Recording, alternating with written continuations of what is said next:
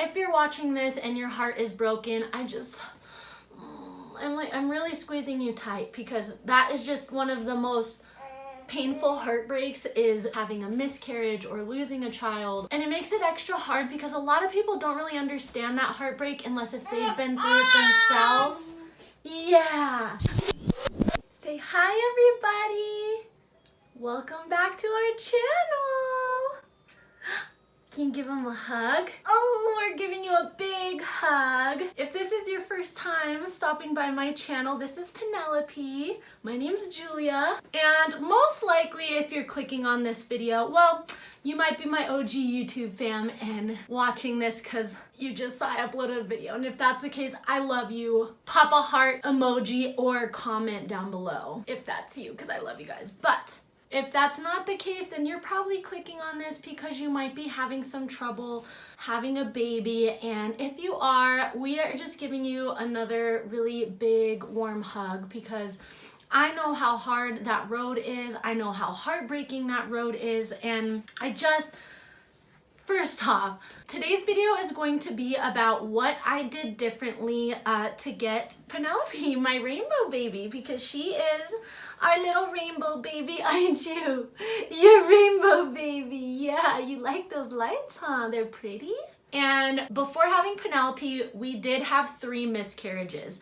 And probably the number one thing I get DM'd about is what I did differently this time. So yeah, I figured I would just make a video explaining everything in person, because it's one thing I've reached out to a lot of you guys and written back to you, but it's another thing for me to just sit with you and tell you some things I did different, any of the changes that I made. Huh? You want to get down and play? Are you bored? Real quick before I put her down though, if you're watching this and you have had multiple miscarriages, or one, or however many you've had, and you're kind of at a place where you're at a loss for hope, look at this precious girl right here. There's hope, you guys. Tell him there's hope.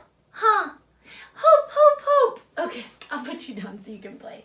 If you want to know more about Penelope or want to see more videos, I will link my mommy channel playlist up here, and then in the description box I'll put videos mentioned, and any videos that I mentioned during this video I will put in that area of the description box in order of when I'm talking about them. So I'll put my birth vlog. I did film pretty much the whole birthing process. Mommy had a lot of fun with you, bringing you into the world. It sure was fun. Yeah, I have a birth story.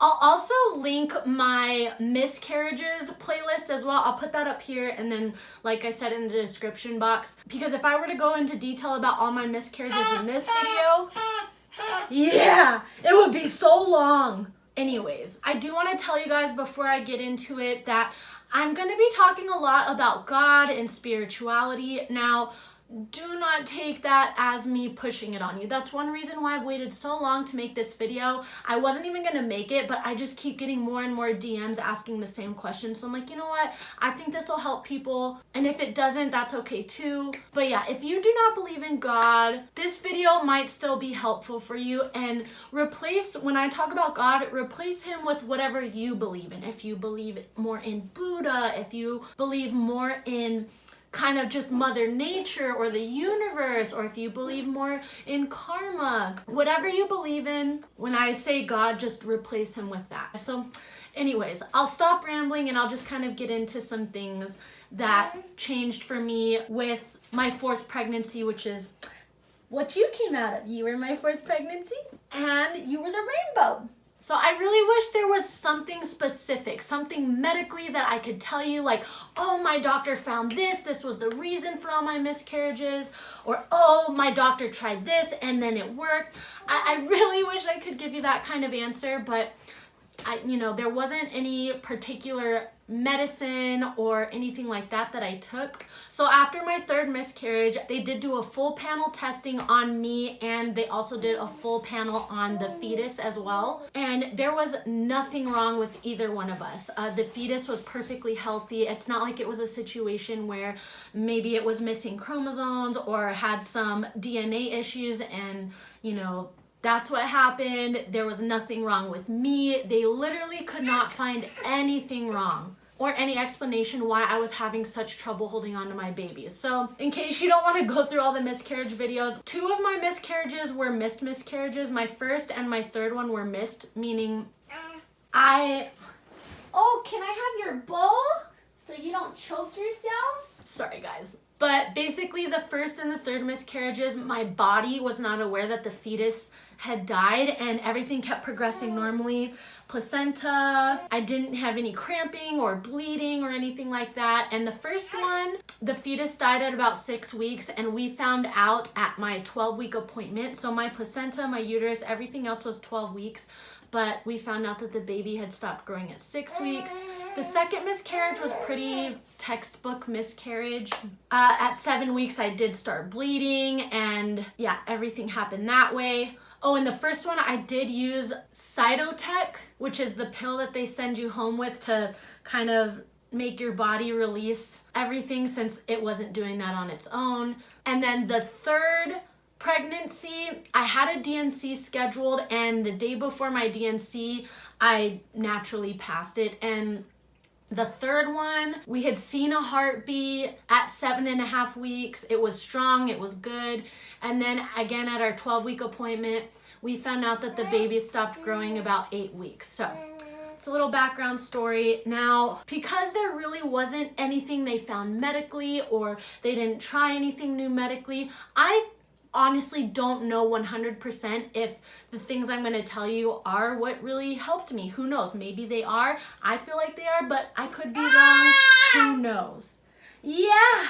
Do you want to come back in the video? You want to sit with me? So there's 2 main changes that happened in my life that I think helped me. The first thing is I had a major job change.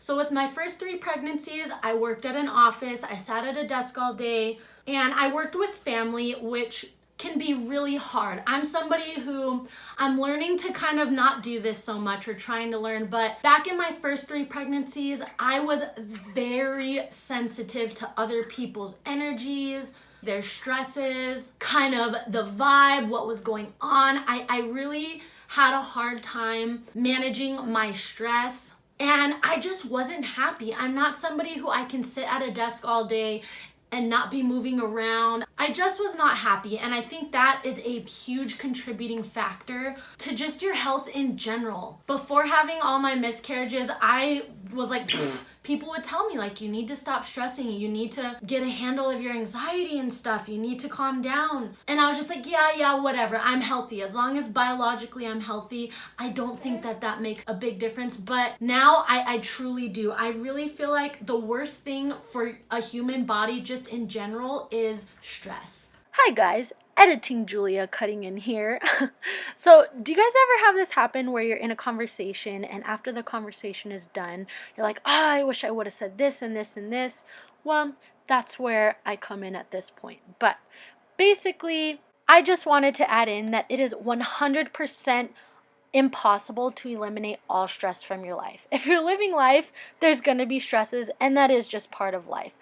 I'm more so talking about that this was a stress that I can control. I could control my job. As much as I told myself, oh, there's no way I can leave, some of the things I was involved with in this job was very personal, where it's like, oh, nobody but family and trustworthy people could do this job. But at the end of the day, I did. My therapist said, you make a decision.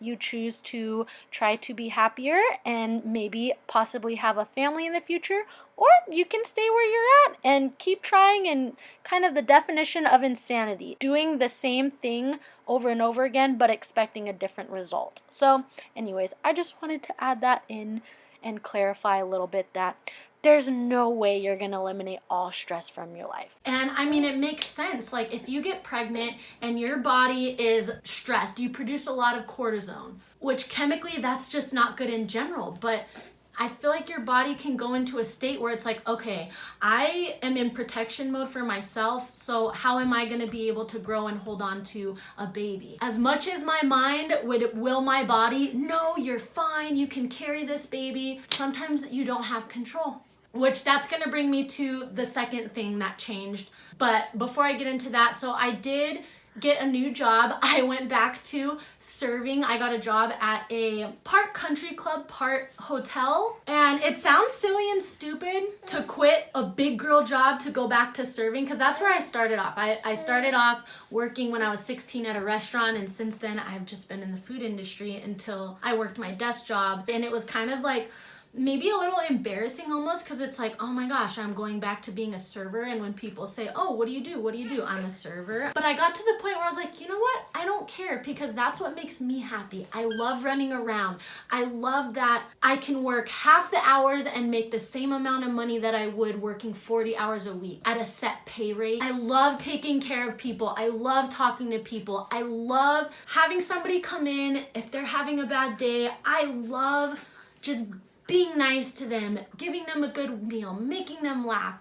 And I love having people leave from my table in a much better mood than they did when they sat down. I know that's silly, you may not understand it, but that's one mindset I think I had to change before God was gonna give me a child, is I have to worry and care about what makes me happy. So I know DMing and messaging a couple of you guys, I know a lot of you guys are like, well, I do have a stressful career, but I can't quit. I'm stuck. And I empathize with you, and I understand. If you're in that situation, we'll go to, the next thing is just pray. And if you don't believe in God, talk to the universe. Put out the vibes in the universe. Hey, I think I need to change my job. I need help. Send something my way that's meant for me. If that is what needs to change for me to have a baby, just put those vibes out there like, hey, if this is the issue, I need your help. Or if you do believe in God, God, I need your help. Help make something come to light, or a new opportunity or something. So yeah, that's the second part, is I really had to just let go. Like, I know how cheesy it sounds, let go and let God. And it's something that people would tell me all the time, and I didn't digest it until having to go through 3 miscarriages. I did go see a therapist, which really helped a lot. I had a wonderful one, and she really helped me put things into perspective and learn that, hey, if there's chaos going around you, you have to reach within yourself and find your inner peace. I was a really stressed out person because I felt like I had control over everything, and like, okay, well, I can prevent this, and okay, this time around getting pregnant, I'm not gonna work out, I'm not gonna lift a finger, I'm gonna make myself sleep and get a lot of rest, I'm gonna eat all the healthy foods in the world, organic. And that's one thing that's the hardest thing in the world to realize, is you could do 100% everything right, and it's not in your hands. I hate telling you that because it's so frustrating, especially when you're desperate. It's very hard to let go when you're desperate, because you're just like, no, I can do this. I want this so bad. But I don't know, think about it this way. There are so many opportunities in the day that things could go wrong. Every single time you step in your car, you could get in a car accident. Every single time you step outside, something could happen. You could have a fluke heart attack and die. I know that sounds really harsh, but if you can get to a point where you just realize, you know what? I have no control over what happens to me, it lifts the burden off your shoulders, if that makes any sense. And again, it took a long time for that idea to click into my head. But after the 3rd miscarriage and after going to therapy, it clicked. I'm like, okay, I really cannot control what happens in life.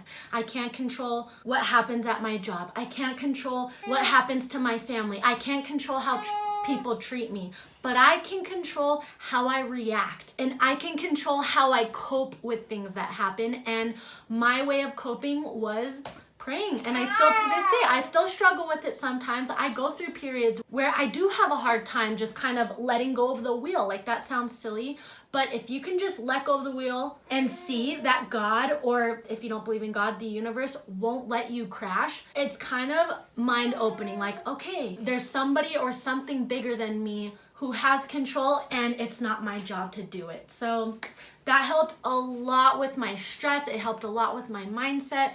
And again, I don't know if changing the job and kind of changing my mindset was what it was. Who knows? Again, I wish I had something easy like, oh, take progesterone, which with my 2nd pregnancy, I took progesterone and that still didn't work out. Or, oh, take a baby aspirin and that's what helped me. Or, oh, I just stopped working out and that's what helped. Oh, I just got more sleep, but I tried all of those things and they didn't make a difference. But ending this video, I want you guys to know, have hope. There's gonna be times where you don't, and that's okay. You wanna come back? There's gonna be times where you just have the poopiest of poopy days and you're just like, I'm never gonna have a baby. Maybe it's not for me, because I did. I got to that place where I was just like, you know, maybe I'm not meant to have a baby, and that's where that faith comes in, where it's like, all right, then I must be meant for something else. My heart really wants a baby. That's what I think I want, but maybe I have different plans. Jesse and I would joke all the time. We'd be like, well, if we can't have a baby, let's get a monkey, or let's go travel the world and spend our money on that. Which that didn't make it any less sad, but it gave us that feeling that, you know what, we're gonna be okay. We have each other, and somebody bigger than us knows what path we're supposed to take in life. That's her new thing she loves, sticking out her tongue. But yeah, I really hope that this helped. I know I probably was all over the place. Hi. Oh, are you hungry again? Hi. But I want to end this video giving you a hug and just telling you, like, I'm your cheerleader. And I'm also sending you the biggest baby vibes, the biggest loving vibes, the biggest prayers. If you're watching this and are struggling, we may not personally know each other, but I am just sending all the good vibes out to you.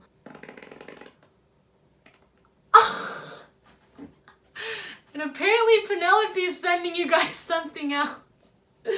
Oh my gosh. Well, thank you guys so much for taking time out of your day to watch this.